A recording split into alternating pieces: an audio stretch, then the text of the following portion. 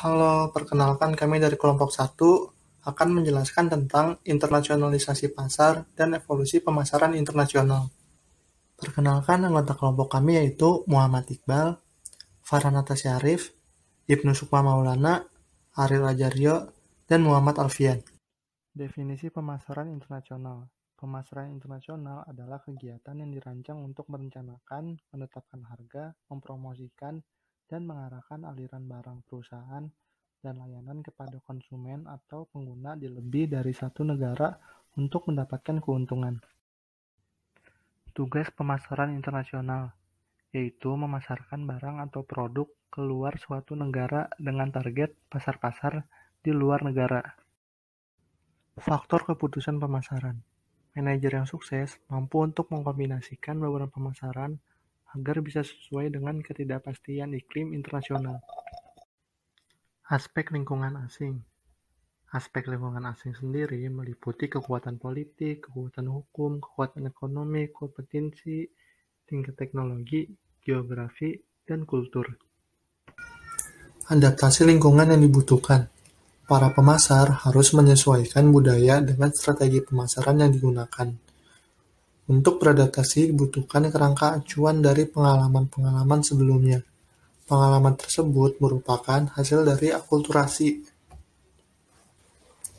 etnosentrisme, dan SRC atau Self-Reference Criterion adalah referensi bawah sadar nilai, pengalaman dan pengetahuan budaya sendiri sebagai dasar untuk keputusan. Rapat terhubung adalah etnosentrisme, yaitu gagasan bahwa orang-orang dalam perusahaan, budaya, negara tahu cara terbaik untuk melakukan sesuatu. Mengembangkan kesadaran global. Seorang pemasar juga harus memiliki kesadaran global yang meliputi 1. Toleransi perbedaan budaya. Yang kedua, pengetahuan budaya, sejarah, potensi pasar dunia, dan tren ekonomi, sosial, serta politik global. Tahapan pemasaran internasional. Yang pertama, pemasaran asing tak langsung. Yang kedua, pemasaran asing secara jarang. Yang ketiga, pemasaran asing secara teratur. Dan yang keempat, pemasaran internasional. Pemasaran global. Pada tingkat pemasaran global, perubahan paling mendasar adalah orientasi perusahaan menuju pasar dan kegiatan perencanaan terkait. Sebaliknya, segmen pasar ditentukan oleh pendapatan tingkat, pola penggunaan, atau faktor lain yang sering menjangkau negara dan wilayah. Strategi pemasaran global. Strategi pemasaran global meliputi dua pendekatan, yaitu strategi pemasaran standar dan strategi pemasaran yang disesuaikan dengan kondisi negara tempat bisnis perusahaan tersebut dipasarkan. Latar belakang terjadinya pemasaran internasional ada 3. Yang pertama, jenuhnya pasar dalam negeri. Yang kedua, adanya hubungan diplomatik. Dan yang ketiga, adanya perkembangan ekonomi. Orientasi manajemen pemasaran internasional. Orientasi adalah asumsi atau keyakinan yang seringkali tidak disadari mengenai sifat dunia. Konsep ini diimplementasikan dalam pemasaran internasional dan telah dikembangkan menjadi 4, yaitu orientasi etnosentris, poliosentris, regiosentris, dan geosentris. Orientasi etnosentris adalah suatu asumsi atau keyakinan bahwa negeri asal sendirilah yang unggul. Dalam perusahaan etnosentris, operasi di luar negeri dianggap kurang penting dibandingkan domestik dan terutama dilakukan untuk melempar kelebihan produksi domestik. Orientasi poliosentris adalah keyakinan yang didasari bahwa setiap negara unik dan berbeda, serta cara untuk meraih sukses di setiap negara adalah menyesuaikan diri dengan perbedaan unik dari setiap negara. Dalam tahap poliosentris, anak perusahaan didirikan di pasar luar.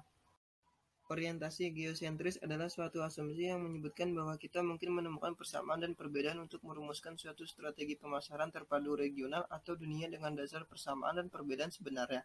Suatu organisasi yang berorientasi geosentris akan memperlakukan semua pasar luar negeri sebagai suatu kesatuan, yakni sebagai pasar global. Selanjutnya adalah orientasi geosentris.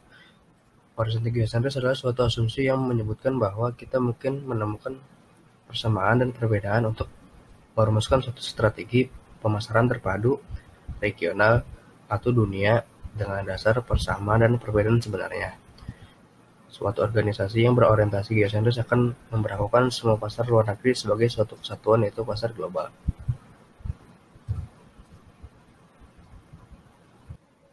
Selanjutnya adalah ekspor. Ekspor adalah kegiatan menjual produk ke negara lain atau negara asing.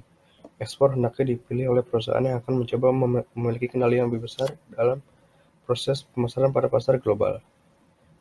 Jenis ekspor. Yang pertama, ekspor langsung, menjual barang melalui perantara atau eksportir yang bertempat di negara tujuan ekspor.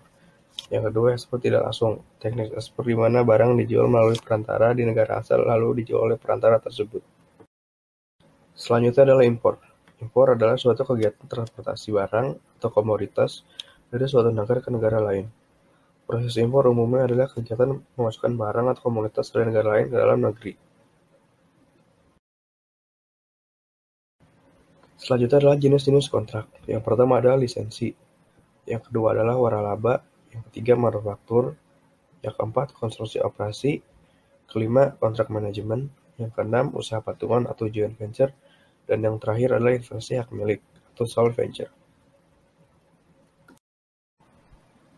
Selanjutnya adalah klasifikasi pemasaran internasional.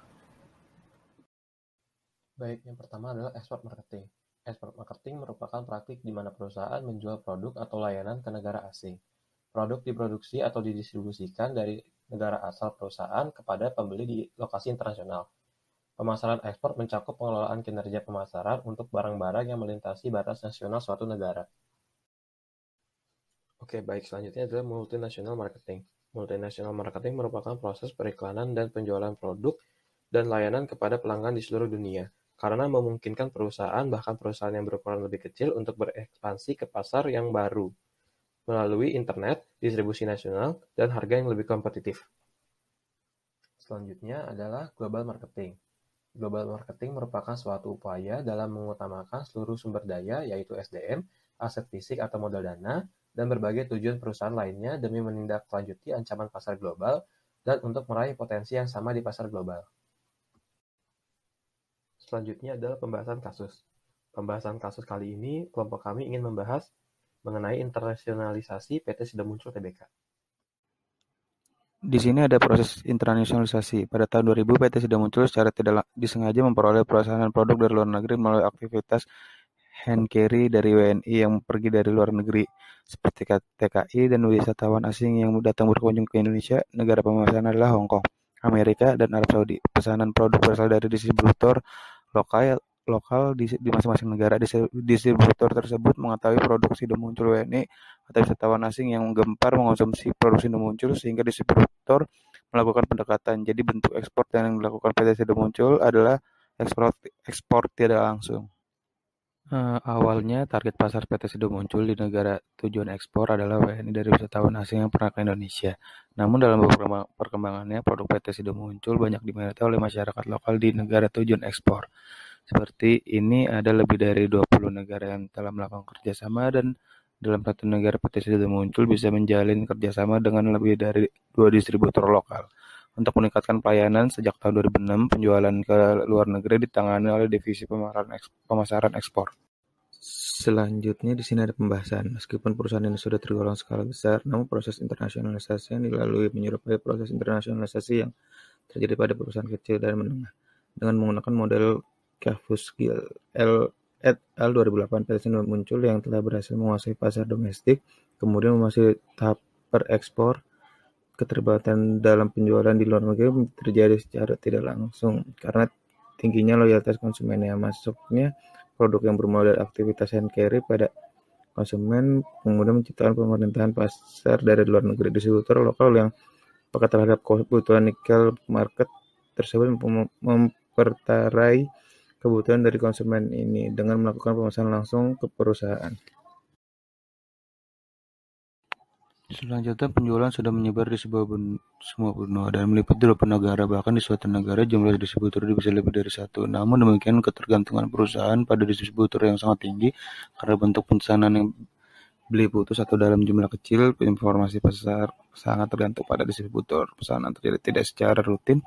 Proses penyebaran wilayah penjualan mungkin dapat dijelaskan dengan teori Uppsala. Beberapa negara yang secara rutin atau relatif rutin pesanannya adalah Hong Kong, Malaysia, Thailand, yaitu negara-negara yang banyak terdapat TKI atau memiliki kedekatan budaya. Nah, apakah produk yang memiliki sensitivitas budaya yang tinggi akan menyebar ke berbagai negara mengikuti orang yang memiliki ikatan budaya atau sama atau yang jarak budayanya dekat.